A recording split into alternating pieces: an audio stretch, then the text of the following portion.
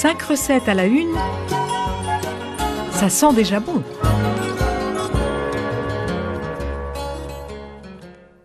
Bonjour, voici aujourd'hui la recette du soufflé au fromage que vous connaissez bien sûr, mais Chromosome Le Resto vous en propose une recette très simple, en peu d'étapes, inratable et qui fera une délicieuse entrée pour un repas festif.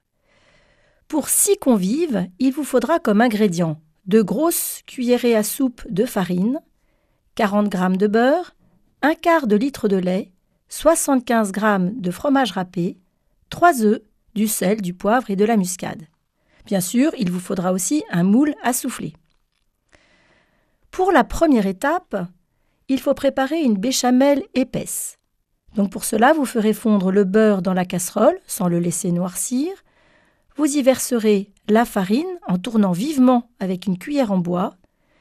Et une fois le mélange mousseux, vous ajouterez le lait chaud par petites quantités ou froid d'un seul coup.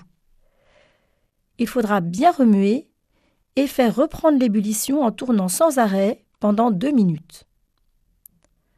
La deuxième étape est la préparation de l'appareil à souffler. Hors du feu, ajoutez dans la casserole le gruyère râpé, salé légèrement, poivré, ajoutez une pincée de muscade et dans le mélange tiède, incorporez un à un les jaunes d'œufs, puis les blancs battus en neige. Enfin, la troisième étape est la cuisson du soufflé. Vous verserez donc l'appareil à souffler dans un moule à bord haut bien beurré. Vous porterez à four moyen, environ thermostat 6, pendant 35 minutes. Et là, il ne faut absolument pas ouvrir la porte du four pendant les 20 premières minutes de cuisson, sans quoi le soufflé ne pourrait pas monter. À la fin de la cuisson, le soufflé est à déguster immédiatement. L'idéal est donc de prévoir d'enfourner votre soufflé une fois tous les convives arrivés.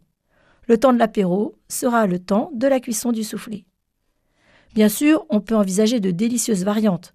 Par exemple, au lieu du gruyère, on peut mettre du jambon, 100 g coupé en petits dés, ou bien du poisson, 100 g de poisson et 50 g de crevettes cuites et décortiquées. C'est une recette très prisée dans la gastronomie française et qui fait toujours sensation et connaît toujours un grand succès. Bonne dégustation. C'était 5 recettes à la une, à réécouter sur radiofidélité.com.